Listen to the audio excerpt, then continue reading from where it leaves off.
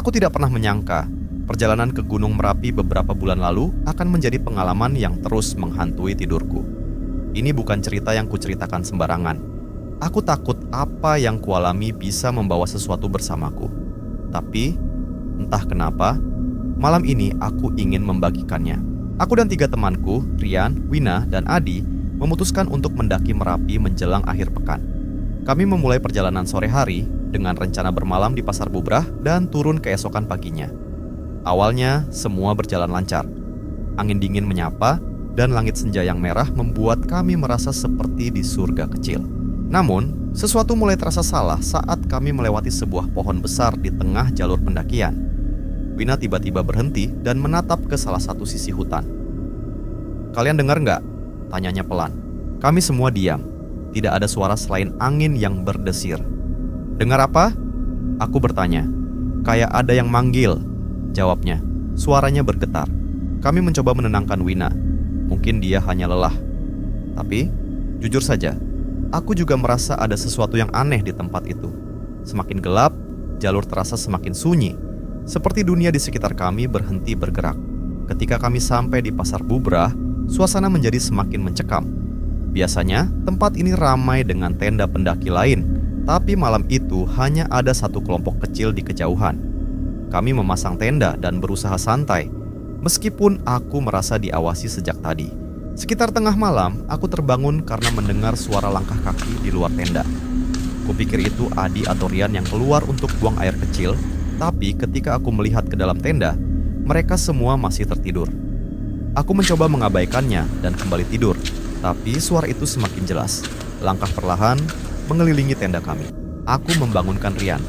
"Dengar nggak?" bisikku. Dia hanya mengangguk, wajahnya pucat.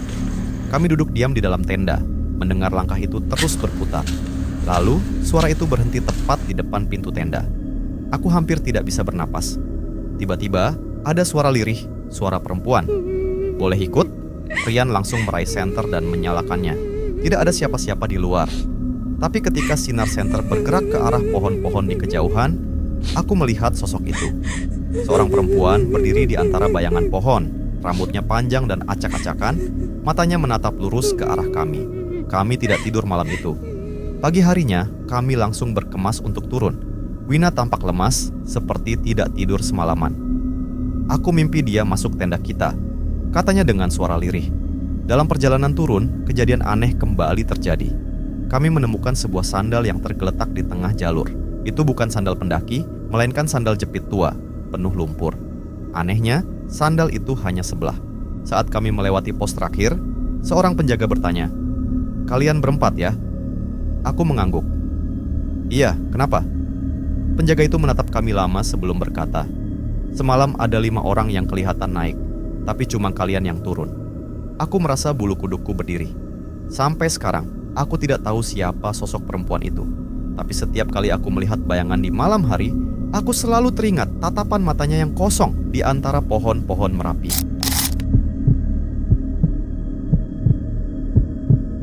Aku dan 3 temanku, Bara, Cika, dan Reno, memutuskan untuk mendaki Gunung Lawu. Banyak cerita mistis tentang gunung ini, tapi kami menganggapnya hanya mitos. Tujuan kami adalah menikmati keindahan alam, tidak lebih. Namun, pendakian ini mengubah pandanganku tentang hal-hal yang tidak terlihat. Kami memulai perjalanan lewat jalur Cemoro Sewu. Jalur ini terkenal karena banyaknya anak tangga yang melelahkan, tapi lebih cepat sampai ke puncak. Semuanya terasa biasa saja hingga kami melewati Sendang Derajat, sebuah tempat yang katanya keramat. Di sana, kami melihat seorang lelaki tua sedang duduk di tepi sendang, mengenakan pakaian serba putih. "Salam, Nak," sapanya dengan suara berat saat kami lewat. Kami hanya membalas dengan senyum dan mengangguk. Tapi Bara yang suka iseng berkomentar pelan, "Kayaknya itu kuncen gunung ya, kayak yang di film-film." Kami tertawa kecil tanpa berpikir lebih jauh. Setelah itu, perjalanan menjadi lebih sunyi. Langit mulai gelap dan kabut tebal turun dengan cepat, membuat jarak pandang hanya beberapa meter. Anehnya, suasana mendadak terasa dingin menusuk, lebih dingin dari biasanya di ketinggian ini. Cika, yang berjalan di depan, tiba-tiba berhenti. "Dengar nggak?" bisiknya. Kami semua berhenti dan mendengarkan. Dari kejauhan, terdengar suara gamelan. lembut namun jelas, seperti berasal dari dalam kabut. Jantungku langsung berdebar. Suara itu tidak mungkin berasal dari pendaki lain, karena siapa yang membawa gamelan ke gunung? "Jangan hiraukan," kata Reno, mencoba tenang. "Fokus aja ke jalan." Kami melanjutkan perjalanan dengan langkah cepat. Tapi suara gamelan itu terus mengikuti, semakin dekat. Lalu, di sebuah tikungan, kami melihat sesuatu yang membuat darahku seakan berhenti mengalir. Di tengah jalur, berdiri sosok perempuan mengenakan kebaya hitam. Wajahnya tertutup rambut panjang, tapi tubuhnya seperti melayang beberapa sentimeter dari tanah. Bara yang biasanya sok berani langsung melangkah mundur. Wajahnya pucat pasi. Cika menjerit kecil, tapi aku menutup mulutnya, mencoba menenangkan. Sosok itu tidak bergerak, hanya diam. Aku berbisik, "Jangan lihat dia, lanjut jalan." Kami mengalihkan pandangan dan melangkah melewatinya dengan perlahan. Namun, ketika kami sudah cukup jauh, Bara tiba-tiba tertawa kecil. "Hei, kalian nggak takut kan? Itu cuma..." Dia tidak sempat menyelesaikan kalimatnya. Dalam sekejap, tubuhnya tersentak ke belakang, seperti ada yang menariknya ke dalam kabut. Kami semua panik. Reno berlari ke arah kabut, berteriak memanggil Bara, tapi dia tidak ada di mana-mana. Cika mulai menangis dan aku hanya bisa berdiri terpaku, gemetar. Lalu suara gamelan itu kembali, kali ini lebih keras, seperti mengejek kami. Aku tahu kami tidak boleh tinggal lebih lama. Aku menarik Reno, yang masih mencoba mencari Bara dan memaksa kami semua turun secepat mungkin. Kami melapor ke pos pendakian, tapi Bara tidak pernah ditemukan. Anehnya, penjaga di pos berkata, "Sering ada yang hilang di jalur itu, Mas. Biasanya kalau sudah dengar suara gamelan, itu pertanda." Aku tidak bisa tidur berhari-hari setelah kejadian itu. Sampai sekarang, aku masih bermimpi buruk tentang sosok perempuan di tengah jalur. Dan Bara? Dia tidak pernah kembali, tapi kadang aku merasa dia masih memanggil kami di tengah kabut. Di lereng Gunung Rinjani, di tengah hutan yang lebat dan sejuk, terdapat sebuah desa kecil bernama Senaru. Desa ini terkenal dengan keindahan alamnya, namun juga menyimpan kisah-kisah kelam yang jarang dibicarakan. Di antara pepohonan tinggi dan aliran sungai yang jernih, terdapat sebuah jalur pendakian yang sering dilalui para pendaki. Namun, di balik keindahan itu, ada sesuatu yang menunggu. Suatu malam, sekelompok pendaki yang terdiri dari 5 orang memutuskan untuk mendaki Gunung Rinjani. Mereka bersemangat, membawa perbekalan dan berencana untuk menghabiskan malam di puncak. Saat mereka mendaki, kabut mulai turun, menyelimuti jalur setapak yang mereka lalui.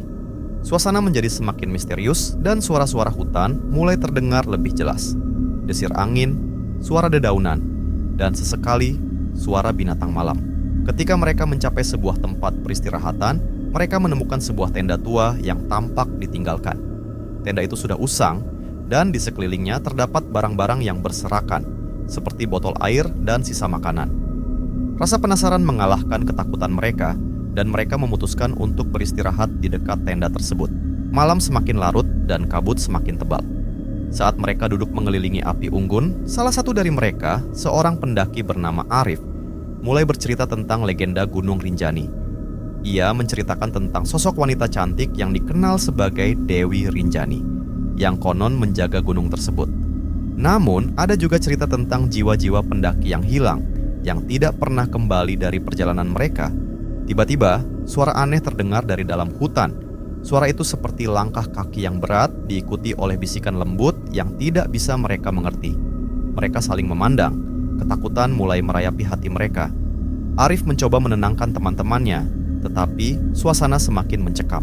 Ketika mereka berusaha untuk tidur, salah satu dari mereka, Lisa, terbangun dan melihat sosok bayangan di luar tenda. Bayangan itu tampak seperti seorang wanita dengan gaun putih panjang, berdiri di antara pepohonan. Lisa menggosok matanya, tetapi sosok itu tetap ada, menatap mereka dengan tatapan kosong. Ia merasa ada sesuatu yang tidak beres dan membangunkan teman-temannya. Namun, saat mereka keluar dari tenda, sosok itu sudah menghilang. Mereka berusaha untuk tetap tenang dan melanjutkan perjalanan mereka ke puncak. Namun, semakin mereka mendaki, semakin aneh suasana di sekitar mereka. Kabut semakin tebal, dan suara-suara aneh semakin sering terdengar. Mereka merasa seolah-olah sedang diawasi. Ketika mereka mencapai puncak, pemandangan yang indah menyambut mereka. Namun, kebahagiaan itu tidak bertahan lama. Tiba-tiba, angin kencang berhembus dan kabut tebal menyelimuti mereka. Dalam sekejap, mereka terpisah satu sama lain. Arif berlari mencari teman-temannya, tetapi yang ia temukan hanyalah kesunyian dan kegelapan. Di tengah kebingungan, Arif mendengar suara tangisan lembut. Ia mengikuti suara itu, berharap menemukan teman-temannya. Namun, suara itu membawa Arif ke tepi jurang yang curam. Di sana, ia melihat sosok wanita yang sama, berdiri di tepi jurang, menatap ke bawah dengan tatapan kosong. Arif merasa terpesona, seolah ada kekuatan yang menariknya mendekat. Saat ia melangkah maju, suara-suara teman-temannya memanggilnya dari kejauhan. Tapi, suara itu semakin samar, dan Arif merasa seolah-olah terjebak dalam ilusi. Dalam sekejap, sosok wanita itu berbalik, dan wajahnya yang cantik berubah menjadi menakutkan. Dengan mata yang gelap dan senyuman yang menyeramkan, Arif terjatuh ke belakang, berusaha untuk melarikan diri. Ia berlari kembali ke jalur pendakian, tetapi kabut semakin tebal, dan suara-suara aneh semakin mendekat. Dalam kepanikan, ia berlari tanpa arah, hingga akhirnya terjatuh dan kehilangan kesadaran. Keesokan harinya, penduduk desa Senaru menemukan Arif tergeletak di tepi jalan setapak dalam keadaan lemah dan bingung. Namun, teman-temannya tidak pernah ditemukan. Mereka hanya bisa mendengar bisikan angin yang membawa cerita tentang pendaki yang hilang di Gunung Rinjani dan sosok wanita yang menjaga rahasia gunung tersebut. Sejak saat itu, Arif tidak pernah kembali mendaki, dan setiap kali ia melihat kabut di pegunungan, ia teringat akan sosok menakutkan yang mengawasi mereka dari kegelapan. Aku tidak pernah menyangka pendakian ke Gunung Merbabu ini akan berubah menjadi mimpi buruk. Awalnya, aku, Raka dan Dina hanya ingin menikmati akhir pekan dengan mendaki.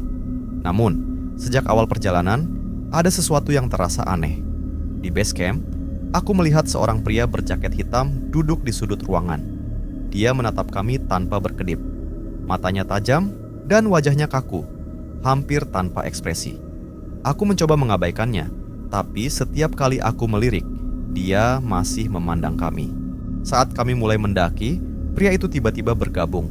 Dia tidak mengatakan apa-apa, hanya berjalan beberapa meter di belakang kami. Mungkin pendaki lain, kata Raka. Tapi aku tidak yakin. Rasanya ada sesuatu yang ganjil tentangnya. Semakin tinggi kami mendaki, semakin terasa kehadirannya. Dia tidak pernah bicara, tidak pernah terlihat lelah, dan selalu menjaga jarak yang sama. Ketika kami berhenti di pos 3 untuk istirahat, dia berdiri di belakang pohon, memperhatikan kami. Dina mulai merasa tidak nyaman. "Mas, kamu kenal dia?" Dina bertanya padaku. Aku menggeleng. Dia nggak kelihatan bawa tas atau perlengkapan pendaki. "Ya?" tambahnya. Raka mencoba bercanda untuk mencairkan suasana. Mungkin dia pecinta alam sejati, minimalis banget. Tapi tidak ada yang tertawa. Ketika kami melanjutkan perjalanan, pria itu tetap mengikuti. Kabut mulai turun, membuat suasana semakin mencekam. Aku memberanikan diri menoleh ke belakang, tapi kali ini dia tidak ada. "Dia hilang," kataku sedikit lega. Namun Dina tiba-tiba menarik lenganku. "Tunggu, itu, dia di sana." Aku melihat ke arah yang Dina tunjuk. Sosok pria itu berdiri jauh di depan kami, di tengah kabut. Mustahil dia bisa melewati kami tanpa kami sadari. "Gila, gimana dia bisa di situ?" bisik Raka, wajahnya mulai pucat. Kami memutuskan untuk berjalan lebih cepat, mencoba menjauh dari pria itu. Tapi setiap kali kami merasa sudah cukup jauh, dia selalu muncul lagi, entah di belakang atau di depan kami. Di sebuah tikungan, kami kehilangan jejaknya. Namun, saat kami berhenti untuk bernapas, tiba-tiba terdengar suara langkah berat mendekat dari balik pohon. Aku bersiap memanggil Raka dan Dina, tapi saat aku menoleh, pria itu sudah berdiri hanya beberapa langkah dariku. Wajahnya masih tanpa ekspresi, tapi kali ini aku melihat sesuatu yang tidak manusiawi di matanya. Mata itu hitam sepenuhnya.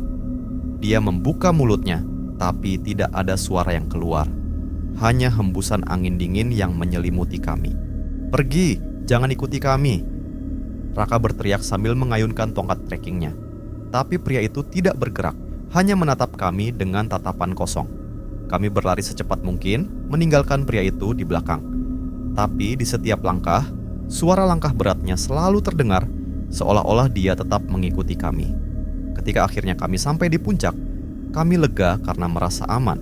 Namun, di puncak itu, kami melihat sesuatu yang membuat bulu kuduk kami berdiri. Di sana, ada 3 batu nisan kecil, masing-masing dengan nama kami, Raka, Dina, dan aku sendiri. Di bawah nama-nama itu tertulis, meninggal dunia karena jatuh ke jurang. Aku berbalik mencari pria itu, tapi dia tidak ada di mana-mana. Namun, suara langkahnya masih terdengar, semakin dekat.